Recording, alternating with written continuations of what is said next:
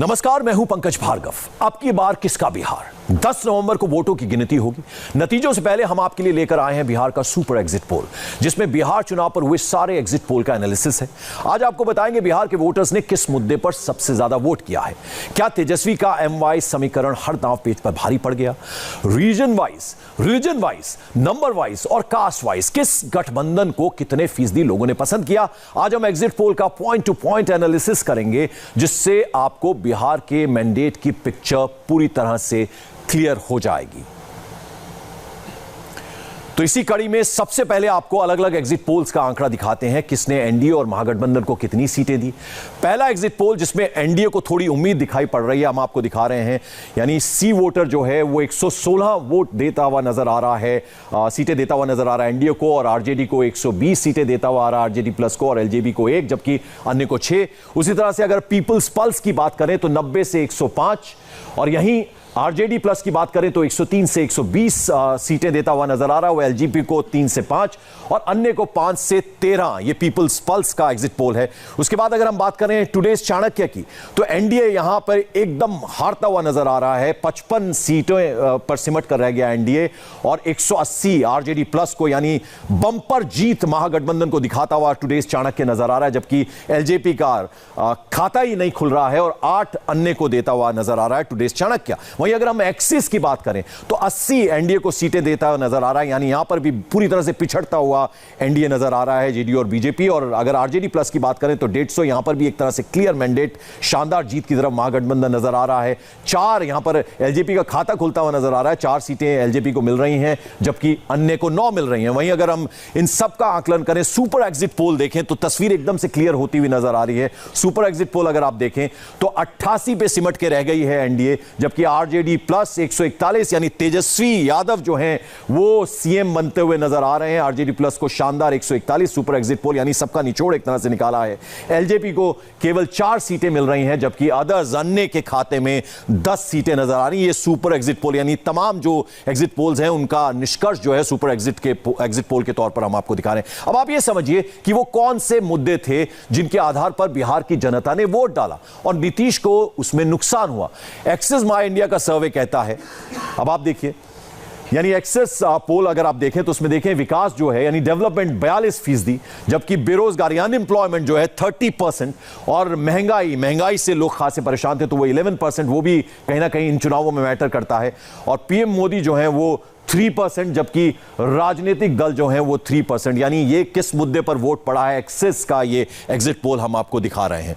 उसके अलावा भ्रष्टाचार, राष्ट्रीय सुरक्षा जैसे मसले इस बार नाम मात्र के वोटर बने हैं। तो आप ये देख लें, लोकल कैंडिडेट जो है सिर्फ 2%, जबकि जो लॉ एंड ऑर्डर है, कानून व्यवस्था, वो 1%। भ्रष्टाचार, करप्शन की अगर हम बात करें तो वो भी 1%, जाति केवल 1%, और राष्ट्रीय सुरक्षा, यानी जो राष्ट्रीय सुरक्षा का मुद्दा है उस पर 1% वोट दिया गया है। यानी ये किस किस मुद्दे पर वोट दिया गया है हम आपको बता रहे हैं। ये एक्सिस का एग्जिट पोल है जो हम आपको दिखा रहे हैं, यानी किन किन मुद्दे पर इस बार बिहार की जनता ने वोट किया है वो हम आपको दिखा रहे हैं। यानी लोकल कैंडिडेट 2%, कानून व्यवस्था 1%, भ्रष्टाचार 1%, जाति 1%, और जो राष्ट्रीय सुरक्षा है वो भी 1%। हमारे तमाम सहयोगी इस वक्त हमारे साथ जुड़ रहे हैं। अमित पालित हमारे साथ हैं जो ज्यादातर वक्त में बिहार में रहे इस बार, और नीतीश कुमार हमारे सहयोगी हैं, वो भी हमारे साथ पटना से जुड़ रहे हैं। उसके अलावा राजेश कुमार हमारे एक और सहयोगी मुजफ्फरपुर से जुड़ रहे हैं। ज्योति मिश्रा मेरी सहयोगी जो हैं वो भी बिहार, उन्होंने खूब घूमा और लोगों की नब्ज वहां पहचानने की कोशिश की। सबसे पहले नीतीश, मैं आपके पास आना चाहूंगा। हम जैसा कि दिखा रहे हैं सुपर एग्जिट पोल, सीधे सीधे तेजस्वी यादव सीएम बनते हुए नजर आ रहे हैं, महागठबंधन जो है वो सरकार बनाता हुआ नजर आ रहा है। तो क्या लगता है आपको, इस बार जो बिहार का वोटर है वो जो 10 लाख को रोजगार देने की बात की थी तेजस्वी यादव ने, वो रंग लाता हुआ नजर आ रहा है? बिल्कुल, यदि एग्जिट पोल का आप औसत देखें तो मोटे तौर पर यही दिखता है कि महागठबंधन की सरकार बनती दिख रही है। हालांकि कुछ एग्जिट पोल में जो फासला है महागठबंधन और एनडीए के बीच में वो बहुत ज़्यादा नहीं है, तो इसलिए हो सकता है कि कांटे की तस्वीर भी हो, कांटे का मुकाबला भी हो, लेकिन मोटे तौर पर महागठबंधन को एज है, ये तो साफ तौर पर दिख रहा है। और वजह जहाँ तक की बात है, निश्चित रूप से जिस तरह से 10 लाख नौकरियों की बात कही थी तेजस्वी यादव ने, हालांकि बाद में बीजेपी ने भी 19 लाख की बात कही, लेकिन पहले ये कहकर एक तरह से कहें बाजी मार ली और उस पर लोगों ने भरोसा भी जताया। आप देखें लगातार उनकी रैलियों में जो भीड़ आती रही थी, उसका जोश यदि आप देखें तो साफ तौर पर दिखता है कि जो रोजगार का मसला था उसको लगातार उन्होंने बनाए रखा। बाद में जंगल राज की बात यदि विपक्ष ने उठाई भी तो तेजस्वी उससे भटके नहीं, उन्होंने लगातार वही बातें रखी, रोजगार को एक मुद्दा बना दिया, इसमें कोई शक नहीं है।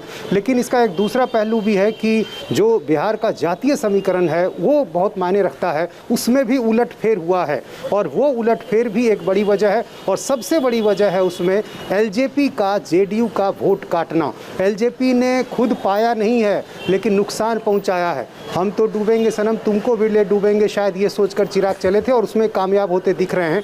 मुझे लगता है कई ऐसी सीटें होंगी जिसमें सीधे तौर पर एलजेपी की वजह से जेडीयू को नुकसान हुआ है और जेडीयू को नुकसान हुआ मतलब एनडीए को नुकसान हुआ। जी बिल्कुल अमित, आपने अच्छा खासा समय बिहार में बिताया और आपसे मैं सीधा सीधा सवाल इसलिए भी कर सकता हूं क्योंकि एक सेफोलॉजिस्ट की जो भूमिका होती है, यानी तमाम लोगों से वो बात करता है, उसके हिसाब से फिर वो डाटा बनाता है। तो आप तो तमाम बिहार में घूमे हैं, तो वो जो तेजस्वी की लहर की बात, उनकी रैलीज को हमने देखा, बहुत अपार भीड़ नजर आती थी, तो क्या वो लहर नजर आई आपको सीधे सीधे? देखिए पंकज, वहां पर जो हालात हैं उसको आपको इस तरह समझना होगा कि क्या लहर थी, किस चीज की लहर थी, क्या तेजस्वी के लिए लहर थी या नीतीश कुमार के खिलाफ लहर थी। तो इसको इस तरह से देखिए कि वहां पर लहर थी बदलाव के लिए लहर थी, वहां पर लहर थी नीतीश कुमार के खिलाफ थी। तो ये जो खिलाफ थी बदलाव की थी, वो चली गई पक्ष में, किसके? तेजस्वी के पक्ष में जाती हुई नजर आ रही है फिलहाल जो एग्जिट पोल दिख रहे हैं। और जमीन पर भी अगर आप पॉपुलैरिटी की बात करेंगे तो मुंह पे अगर नाम आएगा पॉजिटिवली तो आएगा कि तेजस्वी को हम मौका देना चाहते हैं, तेजस्वी को देखना चाहते हैं, नीतीश कुमार को हम पसंद नहीं करते हैं। अब बात करते हैं मुद्दे की, जो रोजगार की बात हम लोग कर रहे हैं, वहां पर क्या वाकई में विकास पहला मुद्दा था जिसको आप दिखा रहे हैं हम लोग आंकड़ों के जरिए? क्या रोजगार दूसरा वाला बहुत बड़ा मुद्दा था? ऐसा नहीं है, बदलाव बड़ा मुद्दा था। विकास की जब बात करते हैं, लोगों से जाकर हमने बात किया कि विकास आपको चाहिए, बोलते विकास नहीं हुआ। तो हमने पूछा कि रोड नहीं बने, बिजली नहीं, बोले बिजली आ गई, रोड भी बन गए। तो विकास, बोले विकास का मतलब रोजगार कहां लगा, फैक्ट्रियां कहां लगी? ये है कि उनको विकास में यह दिखता है कि रोजगार यानी कि कोई फैक्ट्रियां लगे, लोगों को या नौकरी मिले। दूसरी बड़ी बात यह है कि तेजस्वी ये कहते थे कि मैं आपको पहले दिन कैबिनेट की मीटिंग लूंगा और 10 लाख सरकारी नौकरी दूंगा। जी बीजेपी या फिर इंडिया ने क्या कहा कि हम आपको 19 लाख क्या देंगे, रोजगार देंगे, और उन्होंने उसको ब्रेकअप करके बताया 5 साल के अंदर। तो देखिए ये जो सरकारी नौकरी का जो एक लोगों को अंदर क्रेज है बिहार में, वो जबरदस्त है। वहां पर हमें एक आदमी मिला जो ऑटो चलाता है, ऑटो से अच्छी खासी उसकी कमाई होती है। मैंने उससे पूछा कि एक बात बताइए, और ये हुआ है भोजपुर में, यानी कि भोजपुर आप समझ लीजिए जो कॉन्स्टिट्यूंसी पड़ती है सारण की, सारण का इलाका था। वहां पर जाके मैंने बात की उससे, और हमसे जब पूछा कि आप तो रोजगार करते हैं, आपके पास अपना ऑटो है, चला रहे हैं, बढ़िया चल रहे, बोले रोड बहुत अच्छे हैं, सब कुछ होता है, खर्चा कम नहीं होता, हमारा खर्चा भी ठीक रहता है। तो बोले लेकिन हमें नौकरी चाहिए। बोले कौन सी नौकरी चाहिए? बोलता सरकारी नौकरी चाहिए। तो सरकारी नौकरी में क्या करोगे, आपने कहां तक पढ़ाई की है? तो उसने मुझे बोला कि मैंने 10th तक पढ़ाई की है। तो करोगे क्या? बोलता हम चपरासी की नौकरी ले लेंगे, लेकिन सरकारी नौकरी चाहिए। इसलिए मैं बिल्कुल, तो जो सरकारी नौकरी का आश्वासन दिया गया तेजस्वी यादव के तरफ से, वो कहीं ना कहीं रंग लाता हुआ नजर आ रहा है, जो कि मैं आकलन कर पा रहा हूं जो बात आप बता रहे हैं। हमारे पास और भी कुछ एग्जिट पोल्स हैं, वो हम आपको एक बार दिखाने की कोशिश करते हैं कि किस तरह से क्या क्या मुद्दे जो रहे वो उस पर वोट किया गया। आप देखें टुडेज चाणक्य का अगर एग्जिट पोल देखें तो बेरोजगारी यानी अनएम्प्लॉयमेंट जो है 35% वोट उसको लेकर पड़े, जबकि भ्रष्टाचार करप्शन का मुद्दा जो है उसको लेकर 19% वोट पड़े, और अन्य जो हैं वो 34% है। टुडेज चाणक्य का एग्जिट पोल, यानी किन किन मुद्दों पर इस बार बिहार की जनता ने वोट दिया है वो हम आपको दिखा रहे हैं। टुडेज चाणक्य का एग्जिट पोल अगर आप देखें, बेरोजगारी, भ्रष्टाचार और अन्य कौन कौन से मुद्दे थे, तो उसमें 35%, 19% और 34%। राजेश हमारे सहयोगी इस वक्त मुजफ्फरपुर में मौजूद हैं। राजेश, आपसे मैं जानना चाहूंगा, सीधे सीधे इस बार एक वो बस सुनाई दिया, उसमें यह कहा जाता था कि मोदी से बैर नहीं, नीतीश तेरी खैर नहीं, यानी नीतीश कुमार से नाराजगी जो थी वो साफ साफ नजर आती थी। आप लोग जहां भी जाते थे लोग ये बोलते हुए नजर आते थे।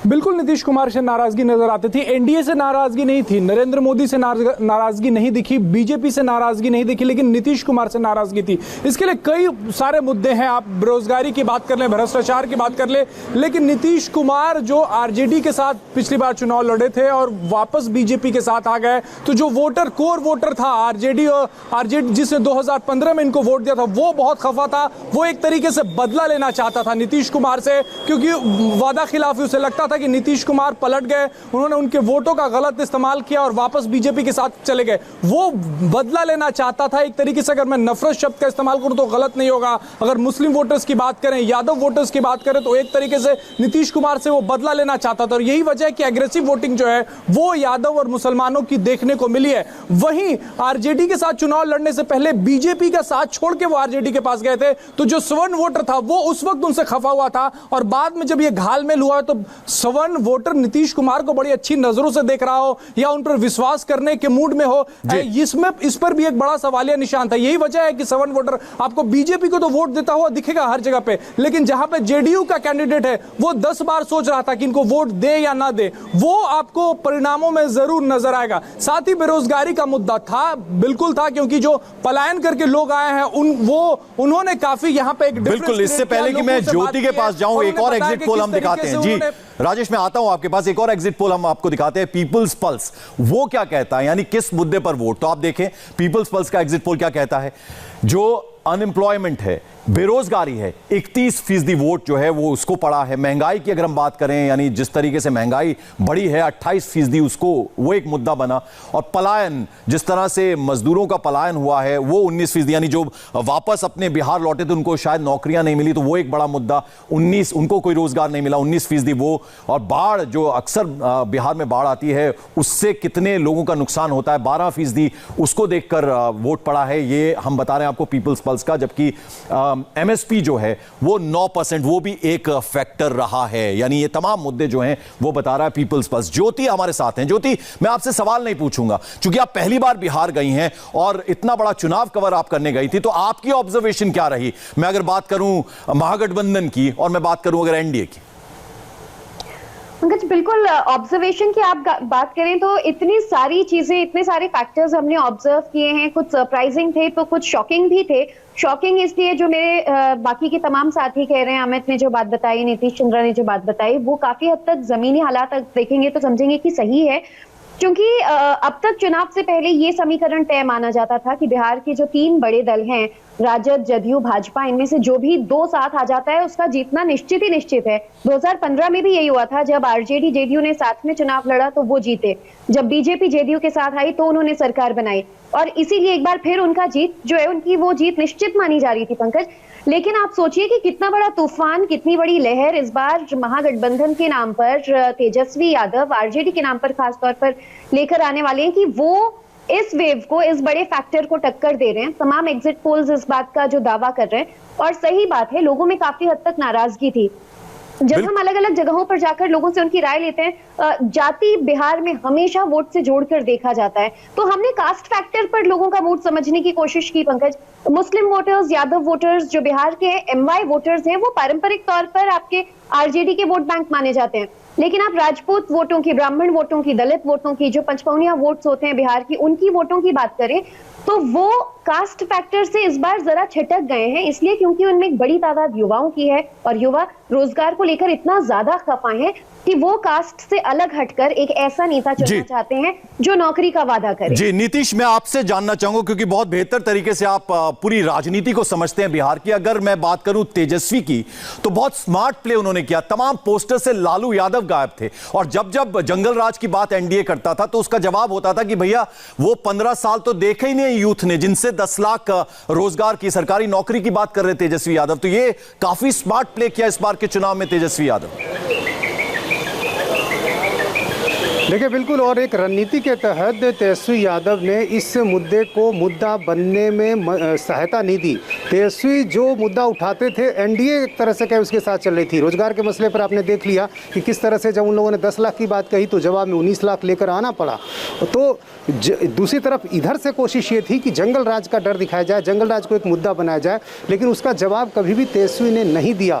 तेजस्वी ने उसे कभी भी बहुत ज़्यादा तूल नहीं दिया और अपनी तरफ से तैयारियां भी, लालू यादव का पोस्टर नहीं कहीं लगाना, इसके पीछे यही वजह थी कि जो लालू यादव से जो जुड़ाव एक जंगल राज का जुटता है वो यादें लोगों के जहन में ना आए, इसके लिए उन्होंने जानबूझकर लालू यादव के तस्वीरों का इस्तेमाल नहीं किया। फिर अपनी पोस्टरिंग भी इस तरह से की कि वो नई पीढ़ी के हैं, उस दौर के नहीं हैं। उन्होंने जिक्र भी किया कि जब वो डिप्टी सीएम थे करीब 18 महीने तक, तब आपको तो हमारी तरफ से कुछ ऐसा नहीं दिखा कि हमने कुछ जंगल राज के लक्षण दिखाए। तो अपनी तरफ से उन्होंने पूरी कोशिश की ये बताने की, जताने की कि हम उस पीढ़ी के नहीं हैं, हम नए दौर के हैं। जो कई सभाओं में तो उन्होंने यहाँ तक कहा कि यदि उस समय गलती हुई तो उसकी सजा हमें मिल चुकी है, हम 15 साल सत्ता से बाहर। बिल्कुल, और ग्राउंड जीरो की जो फील होती है, हमारे तमाम रिपोर्टर्स क्योंकि बिहार में रहते हैं, नीतीश तो खुद, तो उनसे वो फील आ रही है कि कौन कौन से फैक्टर्स रहे जो कहीं ना कहीं एग्जिट पोल्स में जिस तरह से महागठबंधन आगे नजर आ रहा है। बने रहे आप हमारे साथ, मैं वापस लौटूंगा आप सभी के पास। एग्जिट पोल में जाति का फैक्टर इस चुनाव में कितना चला, साथ ही एमवाई फैक्टर यानी मुस्लिम यादव फैक्टर ने क्या महागठबंधन की जीत में बड़ी भूमिका अदा की है, एग्जिट पोल के आंकड़े क्या कहते हैं, बात करेंगे ब्रेक के बाद।